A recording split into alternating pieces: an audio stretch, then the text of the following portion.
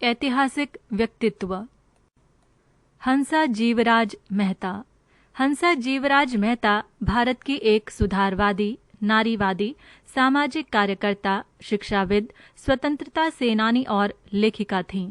संविधान सभा में लैंगिक समानता की बात पुरजोर तरीके से उठाने का काम हंसा मेहता ने किया था। प्रमुख तथ्य: इनका जन्म 3 जुलाई 1897 को बॉम्बे राज्य, मौजूदा गुजरात में हुआ था। इनके पिता का नाम मनुभाई मेहता था, जो तत्कालीन बड़ौदा राज्य के दीवान थे। हंसा ने 1918 में दर्शन शास्त्र में स्नातक किया, जिसके बाद उन्होंने इंग्लैंड में पत्रकारिता और समाज शास्त्र का अध्ययन किया। उनकी शादी प्रख्यात चिकित्सक और प्रशासक जीवराज नारायण मेहता से हुई थी। वर्ष 1918 में वे सरोजिनी नायडू से और 1922 में महात्मा गांधी से मिलीं और इन लोगों से प्रभावित होकर वे स्वतंत्रता सेनानी बन गईं। 1 मई 1930 को हंसा ने गांधी जी के कहने पर देश सेविका संघ की अगुवाई में सत्याग्रह आंदोलन शुरू किया। धीरे धीरे हंसा के कंधों पर जिम्मेदारियां बढ़ीं और वो बॉम्बे कांग्रेस समिति की प्रमुख बन गईं।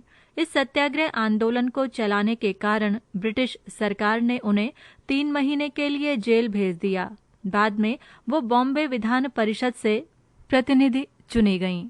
संविधान सभा के गठन के दौरान उनका नाम भी उन 15 महिलाओं में शामिल था जो इस सभा की हिस्सा थीं। हंसा सलाहकार समिति और मौलिक अधिकारों पर उप समिति की सदस्य थीं। उन्होंने भारत में महिलाओं के लिए समानता और न्याय की वकालत की। वे समान नागरिक संहिता की भी समर्थक थीं। वर्ष 1946 में हंसा ने संयुक्त राष्ट्र में महिलाओं की स्थिति पर एकल उप समिति में भारत का प्रतिनिधित्व किया। 1947-48 में संयुक्त राष्ट्र मानवाधिकार आयोग में भारतीय प्रतिनिधि के रूप में उन्होंने संयुक्त राष्ट्र संघ के universal declaration of human rights के आर्टिकल 1 में बदलाव करवाया। इस आर्टिकल में लिखा था कि all men are equal and born free. Hansa ने इसमें संशोधन करवाते हुए इसे all humans are equal and born free करवाया था। बाद में 1950 में हंसा संयुक्त राष्ट्र के मानवाधिकार आयोग की उपाध्यक्ष बनी। वे यूनेस्को के कार्यकारी बोर्ड की सदस्य भी थीं। हंसा मेहता ही वो पहली शख्सियत हैं जिन्होंने आजाद भारत की महिलाओं की तरफ से देश के पहले राष्ट्रपति राजेंद्र प्रसाद को तिरंगा झंडा प्रस्तुत किया था। वही तिरंगा झंडा रात के 12 बजे फहराया गया। हंसा को 1949 में नए बने बड़ौदा विश्वविद्यालय का वाइस चांसलर बनाया गया। इस तरह वे भारत के किसी विश्वविद्यालय की पहली महिला कुलपति बनी। स्वतंत्रता सेनानी और शिक्षा के साथ साथ हंसा एक बेहतरीन लेखिका भी थीं। उन्होंने अपने जीवन काल में करीब 15 किताबें लिखीं। देश के लिए अतुल्य योगदान देने के लिए उन्होंने 1959 में पद्म भूषण से सम्मानित किया गया। इसके बाद वर्ष 1964 में वे भारत की हाई कमिश्नर बनकर लंदन गईं। अंत में देश के लिए अपना फर्ज निभाते हुए 4 अप्रैल 1995 को संविधान निर्माण की इस नायिका ने दुनिया को अलविदा कह दिया। रानी चेन्नम्मा। रानी चेन्नम्मा का दक्षिण भारत के कर्नाटक में वही स्थान है जो स्वतंत्रता संग्राम के संदर्भ में झांसी की रानी लक्ष्मीबाई का है। चेन्नम्मा ने लक्ष्मीबाई से पहले ही अंग्रेजों की सत्ता को सशस्त्र चुनौती दी थी और अंग्रेजों की सेना को उनके सामने 2 बार मुंह की खानी पड़ी थी। प्रमुख तथ्य: रानी चेन्नम्मा का जन्म 23 अक्टूबर 1778 में कर्नाटक के बेलगावी जिले के एक छोटे से गांव ककाती में हुआ था। पिता धुलप्पा और माता पद्मावती ने इनका पालन पोषण बिल्कुल एक राजकुमार की तरह किया था। चेन्नम्मा को संस्कृत, कन्नड़, मराठी और उर्दू आदि भाषाओं के साथ साथ घुड़सवारी, अस्त्र शस्त्र चलाने और युद्ध कला की भी शिक्षा दी गई। राजा मल्ला सारजा से विवाह के बाद वे कित्तरू, वर्तमान कर्नाटक प्रांत के बेलगाम जिले में स्थित की रानी बन गईं। पति और इकलौते बेटे के निधन के बाद उन्होंने 1824 में शिवलिंगप्पा नाम के एक दूसरे बच्चे को गोद लेकर इसे अपनी गद्दी का वारिस घोषित कर दिया। लेकिन ब्रिटिश ईस्ट इंडिया कंपनी ने अपनी हड़प नीति के तहत रानी के इस उत्तराधिकारी को स्वीकार नहीं किया। हालांकि उस समय तक औपचारिक तौर पर हड़प नीति लागू नहीं हुई थी। इसके बावजूद ब्रिटिश शासन ने शिवलिंगप्पा को निर्वासित करने का आदेश दे दिया। रानी ने अंग्रेजों का आदेश नहीं माना। उन्होंने बड़ी ही विनम्रता से बॉम्बे प्रेसिडेंसी के लेफ्टिनेंट गवर्नर लॉर्ड एल्फिंस्टन को एक पत्र भेजा और उनसे आग्रह किया कि वो कित्तरू के मामले में हड़प नीति लागू न करें। लेकिन उनके आग्रह को अंग्रेजों ने बड़ी ही बेरुखी से ठुकरा दिया। इस तरह ब्रिटिश और कित्तरू के बीच लड़ाई शुरू हो गई। वास्तव में अंग्रेजों की नजर कित्तरू के खजाने और आभूषणों के जखीरे पर थी, जिसका मूल्य उस वक्त करीब ₹15 लाख था। अंग्रेजों ने 20,000 सिपाहियों और 400 बंदूकों के साथ कित्तरू पर हमला कर दिया। अक्टूबर 1824 में रानी और अंग्रेजों के बीच पहली लड़ाई हुई। उस लड़ाई में ब्रिटिश सेना को भारी नुकसान उठाना पड़ा।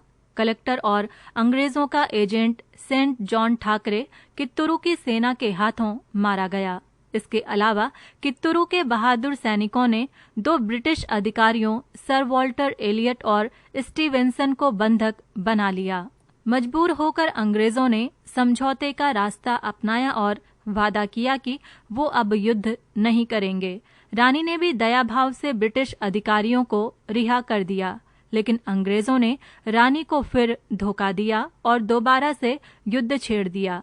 रानी चेन्नम्मा अपने सहयोगियों संगोल्ली रयन्ना और गुरुसिदप्पा के साथ बहुत ही बहादुरी से लड़ीं, लेकिन अंग्रेजों के मुकाबले कम सैनिक और सीमित संसाधन होने के कारण वो हार गईं। उनको बेलहोंगल के किले में कैद कर दिया गया। वहीं 21 फरवरी 1829 के दिन रानी वीरगति को प्राप्त हो गईं। पृष्ठ संख्या 80। उनकी पहली जीत और विरासत का जश्न अब भी कर्नाटक में मनाया जाता है। हर साल कित्तूरू में 22 से 24 अक्टूबर तक कित्तूरू उत्सव लगता है।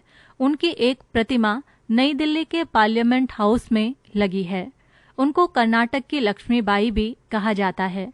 वो पहली भारतीय शासक थीं जिन्होंने ब्रिटिश ईस्ट इंडिया कंपनी के खिलाफ सशस्त्र विद्रोह किया। 1857 के संग्राम के करीब 3 दशक पहले ही भले ही अंग्रेजों की सेना के मुकाबले उनके सैनिकों की संख्या कम थी और उनको गिरफ्तार किया गया, लेकिन ब्रिटिश शासन के खिलाफ बगावत का नेतृत्व करने के लिए उनको अब तक याद किया जाता है।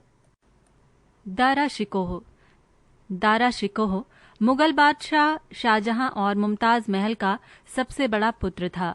शाहजहां को अपने 4 बेटे दारा शिकोह, शाह शुजा, औरंगजेब और मुराद बख्श में से सबसे प्रिय दारा शिकोह था और उसकी दारा से यही आत्मीयता अंत में उसके और दारा के पतन का कारण बनी।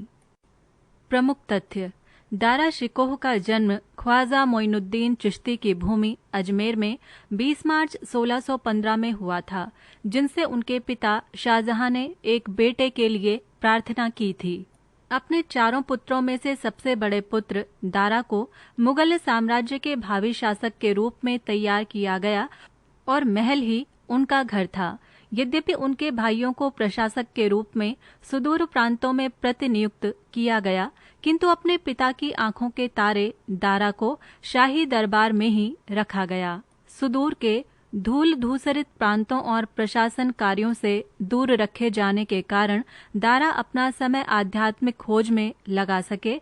उन्होंने छोटी उम्र में ही सूफी रहस्यवाद और कुरान में गहरी रुचि और दक्षता विकसित कर ली थी। 25 वर्ष की आयु में दारा ने अपनी पहली पुस्तक सफीनात उल औलिया लिखी, जो कि पैगंबर और उनके परिवार, खलीफाओं तथा भारत में लोकप्रिय 5 प्रमुख सूफी संघों से संबंध रखने वाले संतों के जीवन का विवरण देने वाला एक संक्षिप्त दस्तावेज है। दारा शिकोह को उनके पीर अर्थात आध्यात्मिक मार्गदर्शक मुल्ला शाह द्वारा सूफियों के कादरी संघ में दीक्षित किया गया। दारा की कृतियों में सकीनात उल औलिया, रिसाला ए हकनुमा अर्थात सच्चाई का कंपास, शाथियात या हसनत गुल आरिफिन और इक्सिर आजम शामिल हैं। उन्होंने जुग बशिस्त और तर्जुमाए अकवाल ए वासिली भी शुरू किया। उनका मानना था कि सभी ज्ञात शास्त्रों का वो एक सामान्य स्रोत होना चाहिए जो कि कुरान में उल किताब अर्थात किताब की माँ के रूप में उल्लिखित है। इस प्रकार वे भारत की आध्यात्मिक परंपराओं हेतु इस्लाम के अनुकूलन के लिए एक महान साहित्यिक आंदोलन का हिस्सा बन गए। दारा ने न केवल अन्य धर्मों के साहित्य को पढ़ा बल्कि उन धर्मों के विद्वानों के साथ वे बातचीत भी करते थे और उनका सम्मान भी करते थे। मुकालिमा ए दारा शिकोह व बाबालाल दारा शिकोह और उन बाबालाल के बीच एक आध्यात्मिक चर्चा को दर्शाता है जिन्हें बाद में पंजाब के हिंदू रहस्यवादी लाल दयाल के रूप में माना गया। इन दोनों का परिचय मुल्ला शाह के माध्यम से हुआ था। उनके बीच होने वाले वार्तालाप में हिंदू धर्म के विभिन्न पहलुओं और इसे प्रोत्साहित करने वाले तपस्वी जीवन के बारे में दारा की जिज्ञासा दिखती है। आगे जाकर सूफी शहजादे बाबालाल को परिपूर्ण बताते हुए कहते हैं कि प्रत्येक समुदाय में ईश्वर की समझ रखने वाले और परिपूर्ण हैं, जिनकी कृपा से भगवान उस समुदाय को मुक्ति प्रदान करते हैं। 42 वर्ष की आयु तक दारा मजमा उल बहरेन अर्थात 2 महासागरों का मिलना लिखने वाले थे। इस 55 पृष्ठ के दस्तावेज में दारा विश्लेषणात्मक रूप से इस्लाम और हिंदू धर्म के पहलुओं की तुलना करते हैं और उनके मूलभूत मूल्यों में प्रचुर समानताएं निकालते हैं। दारा द्वारा अपने बहुसंख्यक धर्म के अनुयायियों के लिए सबसे बड़ी प्रशंसा कृति सिरे अकबर अर्थात महान रहस्य था, जो कि उपनिषदों के 50 अध्यायों का अनुवाद था। सम्राट की आसन्न मृत्यु की अफवाहों ने 6 भाई बहनों के बीच उत्तराधिकार के युद्ध की चिंगारी को भड़का दिया। दारा 1658-59 में उत्तराधिकार के युद्ध में हार गया। पराजित शहजादे ने अफगानिस्तान के दादर में शरण मांगी, लेकिन उनके मेजबान ने उनके भाई औरंगजेब को उनके बारे में सूचना देकर उन्हें धोखा दे दिया।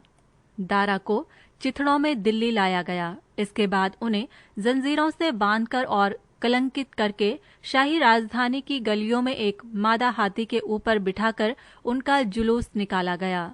औरंगजेब के उलेमा द्वारा स्वधर्म त्याग का आरोप लगाकर दारा को 9 सितंबर 1659 में मार दिया गया और उसके शव को एक हाथी की पीठ पर लादकर दिल्ली के शहर के प्रत्येक बाजार और गली में प्रदर्शित किया गया था।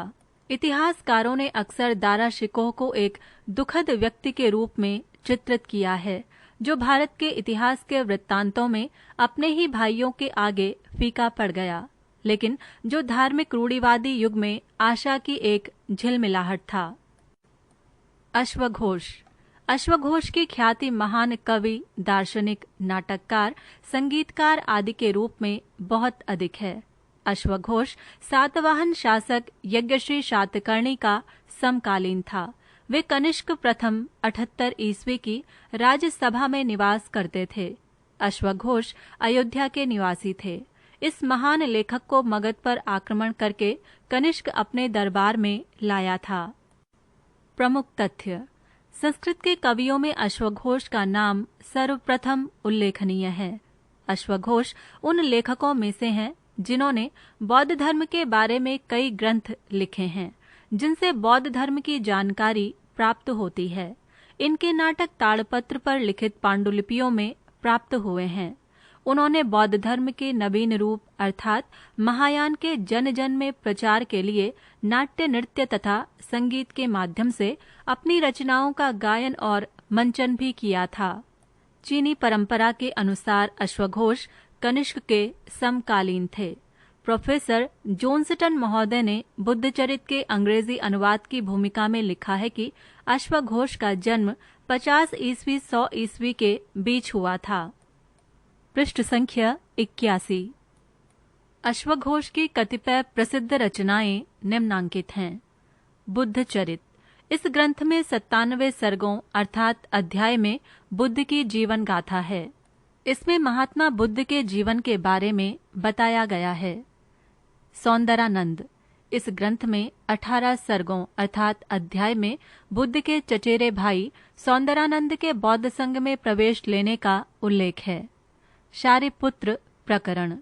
इसके 8 सर्गों अर्थात अध्याय में लिखित बुद्ध के शिष्य शारिपुत्र के बौद्ध धर्म में दीक्षा लेने का वर्णन मिलता है। ये ग्रंथ मध्य एशिया से प्राप्त हुआ तथा भारतीय साहित्य का प्रथम अधूरा नाटक है। महायान श्रद्धोत्पाद। ये महायान बौद्ध धर्म का एक दार्शनिक ग्रंथ है। इसका मूल संस्कृत रूप प्राप्त नहीं है। इसके 2 चीनी संस्करण उपलब्ध हैं। सूत्रालंकार ये पाली की सुंदर जातक कथाओं का संग्रह है। इस समय यह मूल संस्कृत रूप में नहीं मिलता है, परंतु इसका चीनी रूप उपलब्ध है और उसी पर आधारित फ्रांसीसी अनुवाद भी मिलता है।